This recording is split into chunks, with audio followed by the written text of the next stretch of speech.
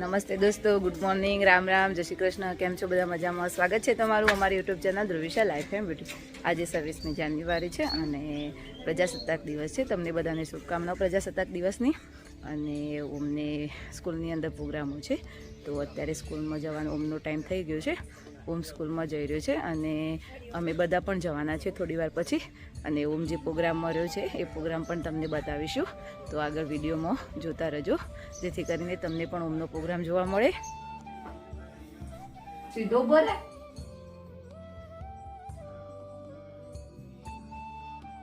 જો એમ નહીં ડોક્ટર સાહેબ ખબર એક ખબર પડે ડોક્ટર થશે એ તો ભરાય ખબર કોનું બસ આર્યું થેટોસ્કોપ ડોક્ટર સાહેબ લાગે છે કે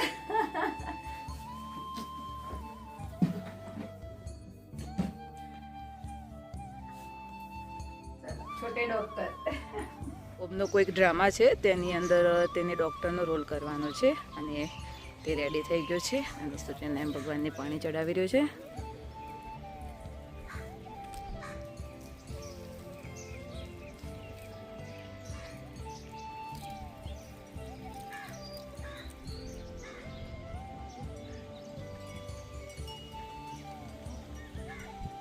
આમ તો દર વર્ષે ઓમને ડાન્સનો પ્રિપરેશન પણ કરાવતી હું, પણ આ વખતે ટાઈમ પણ નહોતો અને ઓમ પણ થોડો બિઝી હતો સ્કૂલની અંદર, તો આજે એક જ ડ્રામાની અંદર તેને પાર્ટ કર્યું છે. અને આમ બી આજે સ્કૂલમાં પ્રોગ્રામ માપના જ રાખ્યા છે, કેમ કે આજે જે છોકરાઓ છે પ્રાથમિક શાળાને એ બધાઓને ટૂર ઉપર લઈ જવાના છે, તો આજે રાત્રે એમને ટૂર પર પણ નીકળવાનું છે, તો છોકરાઓ થાકી ના જાય એટલા માટે પ્રોગ્રામ માપના રાખ્યા છે. તો આપણે જઈશું સ્કૂલમાં અને બધા પ્રોગ્રામ પણ જોશું અને તમને પણ બતાવીશું. 9 થી 10 જ છે. એવું છે? દર વખત 9 તો આપણી શાળામાંથી આટલાથી જ હોય. હા, એટલે આજ બેટા આ વખત ટૂરમાં જવાનું છે ને, એટલે બેન બિચારાનો ટાઈમ જ નહીં મળ્યો, કારણ કે હા આખર કોમ વધારે હતું ને સ્કૂલમાં બેન યુવાને, એટલે ટાઈમ જ ના મળે ને એટલું બધું કરાવવા માટેનું. હા જો દાદા મૂકી જશે ને અત્યારે તને વળતો પછી અમે લેતા આવશું. હો ને હેડ તો જવું? હા તો રોડ ઉપર થઈને હેડ તો જતો હાચવી ને. હરિઓમ અમે આવીએ જ છીએ હમણાં હાલ જો. તો આમ ચાલતો જ જઈ રહ્યો છે સ્કૂલની અંદર. પ્રાથમિક શાળામાંથી પછી હાઈસ્કૂલમાં જવાનું છે પ્રોગ્રામ માટે. Bye bye, Hariom. આમ તો સાયકલ લઈને જોત, પણ સાયકલ મૂકીને પાછું રિટર્ન અમે ગાડીમાં કીધું લેતા આવશું તને, એટલે અત્યારે ચાલતું જ છે.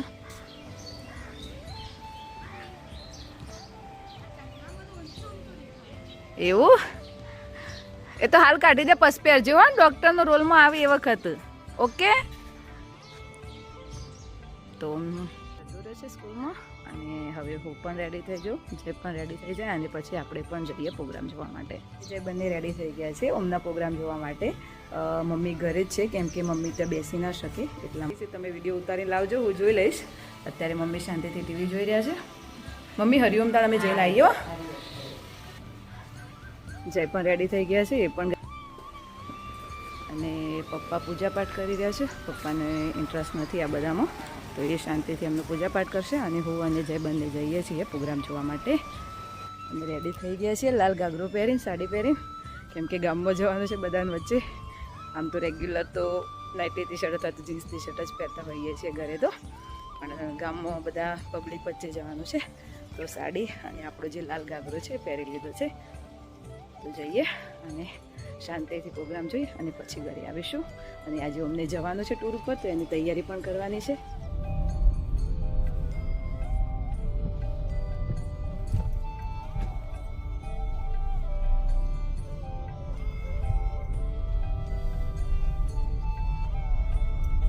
ઓમની સ્કૂલ તો અહીંયા છે, પણ પ્રોગ્રામ જે છે હાઈસ્કૂલમાં રાખેલા છે અને બધા લોકો પણ જઈ રહ્યા છે પ્રોગ્રામ જોવા માટે. સામે ગેટ દેખાય એ હાઈસ્કૂલનો ગેટ છે અને બધી પબ્લિક ગામની જે છે એ જઈ રહી છે જોવા માટે પ્રોગ્રામ સ્કૂલમાં.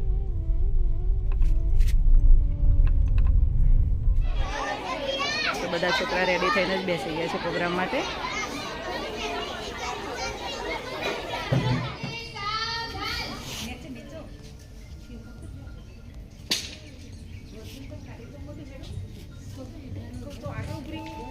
પેલી બાજુ જતો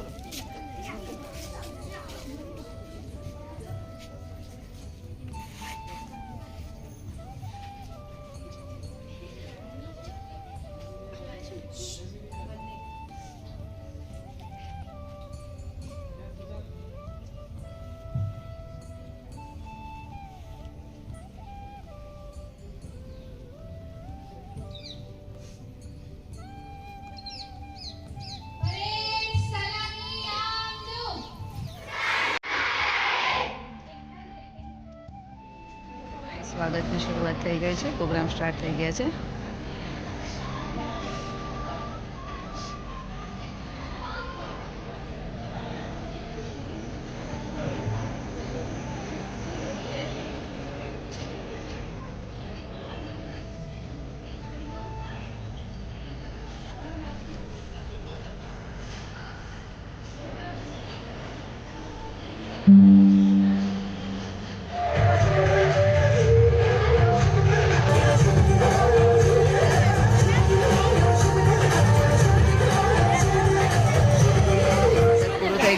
બીજો પ્રોગ્રામ સ્ટાર્ટ થઈ રહ્યો છે. ધોરણ 2 ની છે ડાયરેક્ટ ધોરણ 1 ની બાલવાટિકા પહેલું ને બીજું. અચ્છા, બધાનો તમે ભેગું થોડા ડાન્સ બરાબર છે. પણ છોકરા થાકી જાય બિચારા.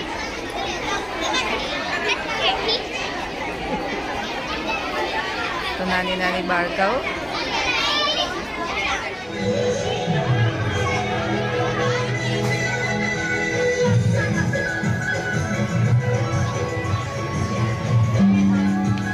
રાષ્ટ્રીય પર્વની હું હાર્દિક શુભકામનાઓ પાઠવું. 15 ઓગસ્ટ 1947 આપણો દેશ આઝાદ થયો અને 26મી જાન્યુઆરીએ પ્રજાસત્તા મળી આપણને. ત્યારથી આ રાષ્ટ્રીય પર્વની આપણે ઉજવણી કરતા આવ્યા છીએ. ખૂબ ઉત્સાહપૂર્વક આખા દેશની અંદર આની ઉજવણી થઈ રહી છે.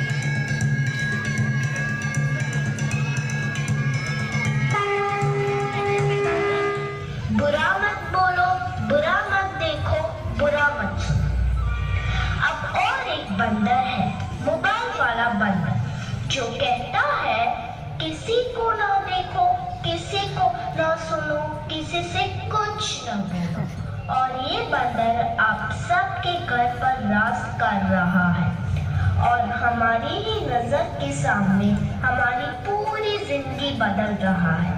सही कहा ना? યુવાનો જે ડ્રામા છે જે બાગબાનને અકોર્ડિંગ છે એ હવે સ્ટાર્ટ થઈ રહ્યો છે.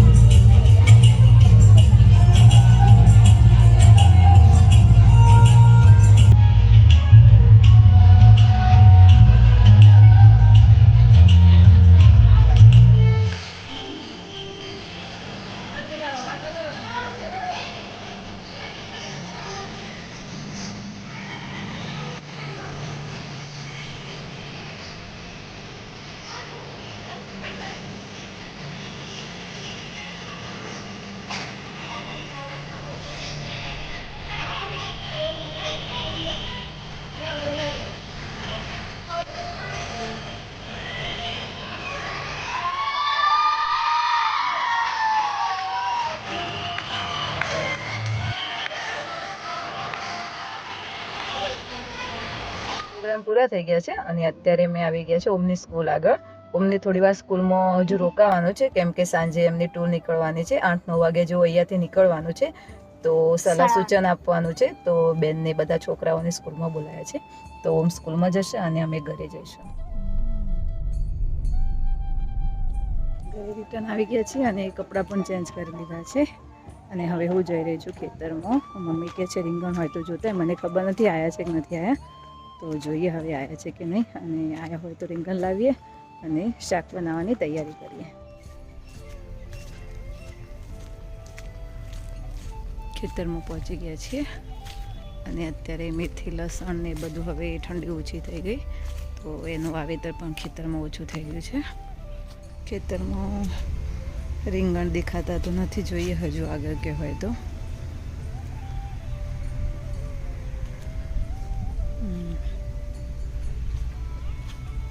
આવ્યા તો છે પણ હજુ થોડા થોડા નાના છે. હજુ આગળ બીજી રીંગણીઓ છે તો જોઈએ આવ્યા છે કે નહીં. ના આવ્યા હોય તો પછી કંઈક બીજું વિચારીએ આજે સબ્જીની અંદર. આ બાજુની જે રીંગણીઓ છે ત્યાં થોડા રીંગણ આવ્યા છે તો હવે લઈ જઈએ રીંગણ.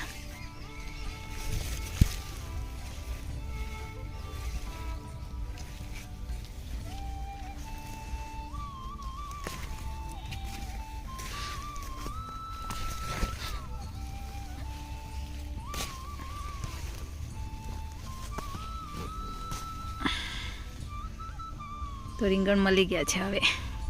તો હવે ફાઇનલ થઈ ગયું રીંગણનું શાક બનાવવાનું. બનાવ્યા છે મોટા મોટા કાળા જે બ્લેક કલરના ભટ્ટા હોય છે તે છે. તો આ પણ લઈ લઈએ થોડા છે ખેતરમાં, તે પણ જોઈ લઈએ. આ બાજુ થોડા દેખાય છે તો અહીંયાથી થોડા લઈ લઈએ.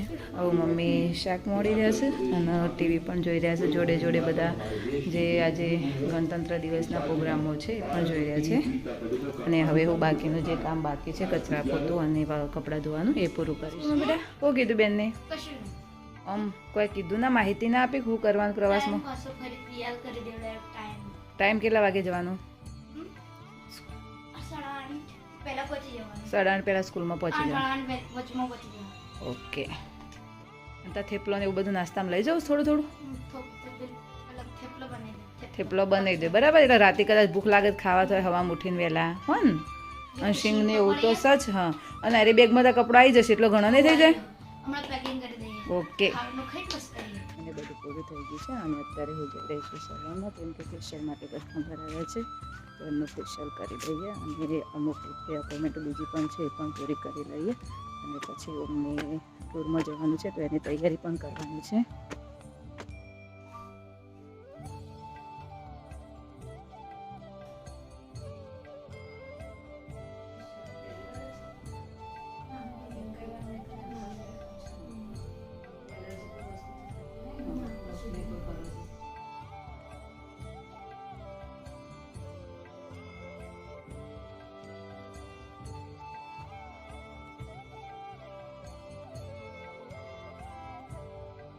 સલૂનની અપોઇન્ટમેન્ટ પૂરી કરી અને હવે હું નીચે જઈ રહી છું કેમ કે અમને જવાનું છે તો એના માટે થોડો નાસ્તો ને એવું બનાવવું છે. થેપલા બનાવવાની ઈચ્છા છે અને પણ બહુ થેપલા ભાવે છે તો કે મમ્મી થેપલા બનાવી દેજે અને શીંગ ને એવું બધું તો લાવી દીધું છે નાસ્તા માટે. આમ તો ત્યાંથી જમવાનું બધું મળવાનું જ છે પણ તો બી છોકરાઓને ભૂખ લાગતી રહેતી હોય છે તો થોડો નાસ્તો પણ જરૂરી છે. તો હવે તૈયારી કરી રહ્યા છે અમને બેગ પેક કરવાની.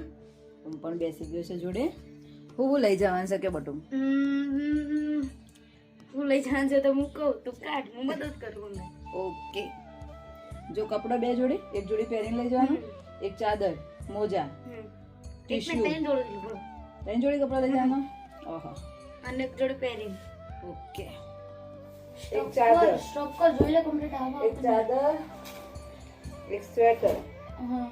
સ્વેટર તો વાળા એકમ ખુરશીના આગળ ભરી દે. હો. પાછળ. બધી જોડજો. પાણી બોટલ, હાથના મોજા, પગના મોજા, ટોપી અને 2 જોડી બીજો કપડો. એક પેન્ટ એવું આલો કે જે 2 દાડા પહેરાય. એક આ નાઈટી. તો નાઈટી જ નહીં મૂકી ચાલશે. ટી-શર્ટ એટલે ટ્રેક પેન્ટ લઈ લે. મજા આવશે પહેરવાની. 6 વાગી ગયા છે અને હવે તૈયારી કરી દીધી છે થેપલા બનાવવાની. ચાલુ પણ કરી દીધા છે થેપલા બનાવવાના તો થોડું ઊંઘ વહેલા જમી લે તો પાચન થઈ જાય કેમ કે આખી રાત ટ્રાવેલિંગ જ કરવાનું છે. રેડી થઈ ગયો છે જવા માટે?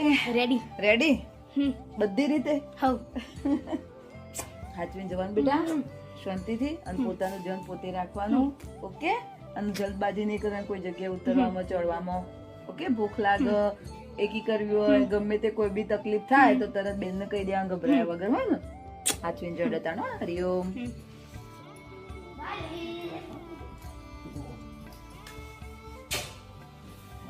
આવી દઈ ફરી પાછા આવતો. તારે કોઈ લાંબુ છે? હોય ના આપણો બના.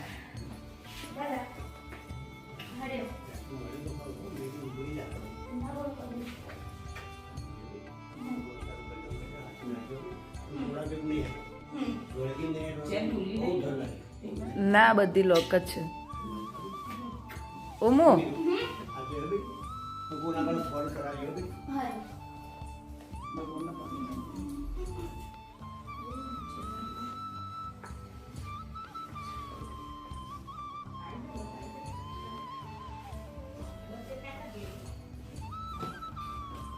હારું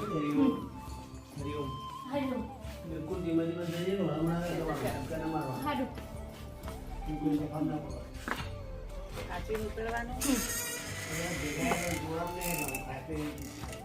તો કે આવડે હું ફરવામાં તો ઘણું ફર્યા છે, પણ પહેલી વાર જ આ રીતે નાઇટ ઉપર એકલો સ્કૂલમાંથી જઈ રહ્યો છે. એક વખત ત્રીજા ધોરણમાં ભણતા તાણે લઈ જતા હું નહીં, અને એ તો વન ડે પિકનિક જ હતી નળાબેડને. અને આ ફર્સ્ટ ટાઈમ 2 દિવસ અને 2 નાઇટ થઈ જ જાય કે આજની નાઇટ ઉપડે એટલે, અને ત્રીજી નાઇટે ઘેર આવશો એટલે 2 દિવસનો 3 નાઇટ થઈ જાય. ફર્સ્ટ ટાઈમ મમ્મી પપ્પા વગર એકલા જઈ રહ્યા છે હું. ચલો બેસજો ગાડીમાં તાણ. બાલે હરિયો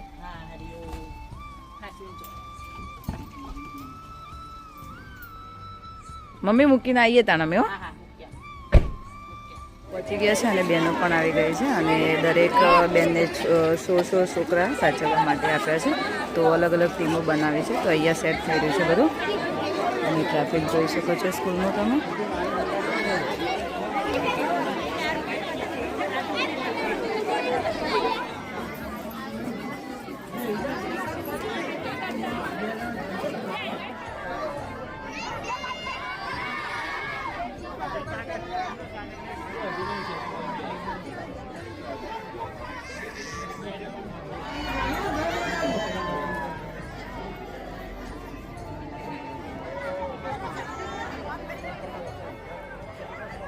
મૂકી અને ઘરે રિટર્ન આવી ગયા છીએ.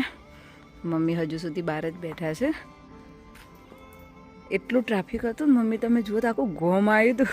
કીધું છોકરો દી એક લસગરી ભરવાની, અને મા બાપને હંગાથી મોકલે તો બીજી 2 લસગરીઓ કરવી પડે. તાણે તાણે કેવું લાગે નહીં આમ જોશ ત્યાં હોનું ફિલિંગ થાય.